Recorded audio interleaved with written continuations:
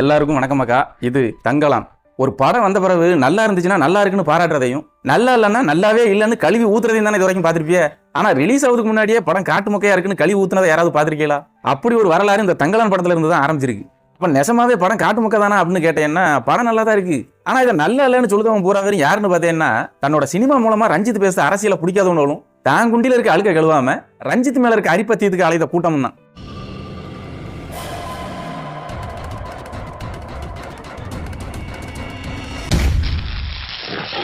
இந்த படத்தோட கடைசி 20 நிமிஷத்துல ஆரத்தின்னு ஒரு கிளைக்கதை வரும். அந்த கிளைக்கதை தான் இந்த படத்து மூலமா ரஞ்சித் சொல்ல வர விஷயம். அவர் பேசுற அரசியலும் அதுதான். அதாவது தான் வரலாறு தெரியாதவன் அல்லது தன்னோட வரலாறு மறந்தவன் காலகாலத்துக்கும் ஏதோ ஒரு கூட்டத்துக்கு அடிமையா தான் இருப்பான். இதுதான் இந்த படத்து கதையோட மையக்கரு. தங்கம், கோளாறு, சுரங்க வரலாறு அது இதுன்னு சுத்தி வளைச்சிருந்தாலும் கதையோட சென்டர் பாயிண்ட் இதுதான். இதை தன்னால முடிஞ்ச அளவுக்கு ரஞ்சித் ஒரு தரமான படைப்பா தான் கொடுத்துருக்காரு. ஆனா பிரச்சனை எங்க இருக்குன்னா, இந்த ஹாலிவுட்ல ட்ரெஷர் ஹண்டிங், அதாவது தங்க வேட்டை, புதையலை தேடி போற மாதிரியான கதைகள் உள்ள படங்கள்லாம் உண்டு இல்ல. அந்த படங்களோட திரைக்கதை பணியில இந்த படத்தோட திரைக்கதையும் சொல்லியிருக்குது.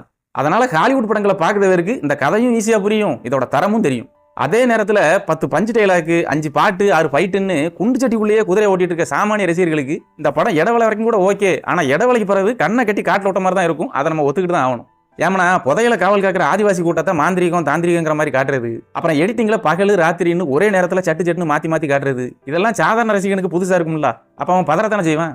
அது மட்டும் இல்ல, இது அட்வென்ச்சர் படமா, பேய் படமா, இல்லைன்னா வரலாற்று புனைவா அப்படிங்கிற மாதிரியும் குழப்பம் வரதானே செய்யும். அப்புறம் ஒரு கூட்டம் சொல்லுது இந்த படத்துல வர தமிழ் புரிய மாட்டேங்க அப்படின்னு. ஏன்டா 15ஆம் நூற்றாண்டுல நடக்கிற கதைக்கு அப்ப தமிழ் மொழி எப்படி இருந்துச்சோ அப்படித்தானே பேசி நடிக்க முடியும். உங்களுக்கு வசனம் புரியணுங்கிறதுக்காண்டி தங்கம் எங்க இருக்கு ப்ரோ அப்படின்னா பேசி நடிக்க முடியும். தமிழை படிக்காதீங்கடா, அது ஒரு காட்டு மிராண்டி பாஷை, இங்கிலீஷை படிங்க, வீட்டு வேலைக்காரிக்கிட்ட கூட இங்கிலீஷ்லேயே பேசுங்க அப்படின்னு ஒரு கன்னடத்துக்காரன் சொன்னதை கேட்டு தாய்மொழியை மறந்த கூட்டத்துக்கு தன்னோட முப்பாட்டம் பேசின மொழி மட்டும் புரியவா போகுது, இல்லைன்னா ரஞ்சித் பேசுற அரசியல் தான் புரிய போகுதா? தாய்மொழிக்கே சப்டைட்டில் கேட்கானுவ, இங்கிலீஷ்ல படத்தை எடுத்து விட்டா மட்டும் அப்படியே அறுத்து கிழிச்சிருவானுவா. இங்க சப்டைட்டில் இல்லாம இங்கிலீஷ் படம் எத்தனை பேர் பார்க்க தெரியும்? படத்துல வர தமிழ் புரியலையா இவங்களுக்கு சப்டைட்டில் போடணும். ஒரு பக்கம் ரஞ்சித் அவரோட ஐடியாலஜியை பொது சமூகத்து மேல சினிமா மூலமா திணிக்காரு அப்படின்னு ஒரு கூட்டம் கத்துது. இன்னொரு பக்கம் என்னடான்னா, வரலாறே இல்லாத கூட்டம் பொய்யா ஒரு வரலாற சினிமா மூலமா திணிக்க பாக்கு அப்படின்னு இன்னொரு கூட்டம் கதறுது. முதல்ல ஒரு விஷயத்தை புரிஞ்சுக்கணும், இங்க எல்லாருக்குமே வரலாறு இருக்கு. அது மேலானதாகவும் இருக்கலாம், கீழானதாகவும் இருக்கலாம். ஏன்னா வரலாறு எப்பவுமே ஒருத்தருக்கு மட்டுமே சார்பா இருக்காது. இன்னும் சொல்ல போனா வரலாறு கிளறுனா பூவாசமும் வரும், பீனாத்தமும் வரும். ஆனா எதுவா இருந்தாலும் ஆதாரத்தோட இருந்துச்சுன்னா அதை அப்படியே ஏத்துக்கிறவன் தான் பக்குவப்பட்டவன். அது எப்படி அவனுக்குலாம் வரலாறு இருக்கலாம் அப்படின்னு விதண்டாவாதம் பண்ணுனா அவன் மனநோயாளின்னு அர்த்தம். சரிப்பா, கோளார் தங்க சுரங்கத்துல ஆதி காலத்துல இருந்து எங்க ஆளுங்க தான் தங்கத்தை தோண்டி எடுத்தாவ அப்படின்னு இந்த படத்தோட கிளைமேக்ஸ் டைட்டில் கார்டுல ரஞ்சித் காட்டுதார.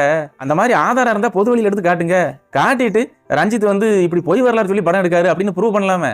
அதை விட்டுட்டு வரலாறத்தை பயிலோன்னு பேசுறதும், ரஞ்சித் மேல வன்மத்தை கக்குறதும், எரிதிடி மாலா 8ஆம் நம்பர்ல வை அப்படின்னு உங்க பொச்சரிச்சல ஓப்பனா ஒத்துக்கிற மாதிரி தான் இருக்கு. படம் நல்லா இல்லைன்னா நல்லா இல்லதான். இதே ரஞ்சித் தான் நட்சத்திரங்கள் நகர்கிறதுன்னு ஒரு காவியத்தை எடுத்தாரு. எனக்கு அந்த படம் பிடிக்கல, பட்டிமன்றத்தை போய் படம் எடுத்து வச்சிருக்காரு, கழுவி தான் ஊத்துனேன். ஆனா இந்த தங்கலம் படம் நல்லா இருக்கு. இப்போ சார்பட்டா பரம்பரை படத்தை நல்லா இல்லைன்னு சொல்ல முடியுமா?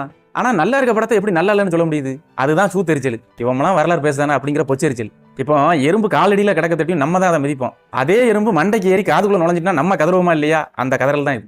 இதே படத்தை மணிஷார் வகைராக்கள் எடுத்திருந்தா ஆஹா ஓஹோ அற்புதம்னு ஆளுக்கு முந்தி புகழ்ந்து தங்களோட ஜீனியஸ் புத்தியை காட்டுறதுக்கு நாயா பையா அலைஞ்சிருக்கும் ஒரு கூட்டம். அதைத்தான் நம்ம பொன்னியின் செல்வன்லயே பார்த்தோம். ஆனா இது மணிஷார் படம் இல்லையா, ரஞ்சித் படம் தானே. அதான் இப்படி. ரஞ்சித் படம் பிடிக்கல, படத்துல அவர் பேசுற அரசியல் பிடிக்கலன்னா அவர் படத்தை யாரும் பார்க்காதேப்பா. ஆனா படத்தை பார்க்காமலே படம் நல்லா இல்லைன்னு 10ஆம் பொதுவா சொல்லி உங்க பொறப்பை கேவலப்படுத்திடாதீங்க. இப்ப என்ன, இந்த படம் நல்லா இருந்துச்சா இல்லையா, ஓடிச்சா ஓடலையான்னு தெரியணுமா? ரஞ்சித்தோட அடுத்த படத்துக்கு ப்ரொடியூசர் கிடைச்சா இந்த படம் நல்லா ஓடி வசூல் பண்ணிருக்குன்னு அர்த்தம், இல்லைன்னா ஓடலன்னு அர்த்தம். ஏன்னா ஓடாத குதிரை மேல எவனும் பந்தயம் கட்டத்துக்கு வரமாட்டான்ல. சோ பொறுத்திருந்து பாருங்க.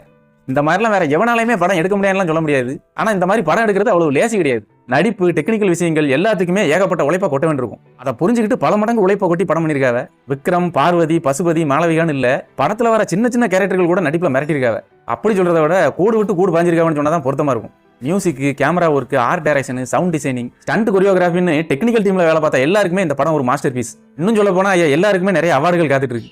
என்ன ஒண்ணு, சில சீனோல பாக்கச்சுல 1000ல் ஒருவன், யாத்திசை, அப்புறம் அந்த 3 படத்துல தனுஷ் கண்ணுக்கு மட்டும் ஒரு உருவம் தெரியுமே, அந்த மாதிரி சில படங்களோட காட்சிகள் நினைவுக்கு வரதை தவிர்க்க முடியல. அதே மாதிரி இந்த கரிஞ்சிருத்த, காட்டெருமை, பாம்பு இப்படி அனிமல்ஸ் வர காட்சிகள்ல இந்த அனிமேஷன் சிஜி ஒர்க்கை இன்னும் கொஞ்சம் பெட்டரா பண்ணிருக்கலாம் அப்படிங்கிறது என்னோட தனிப்பட்ட கருத்து. மொத்தத்துல சில பல குறைகள் இருந்தாலும் மேக்கிங்லையும் ஸ்டோரி டெல்லிங்லையும் தவிர்க்கவே முடியாத படம் இது.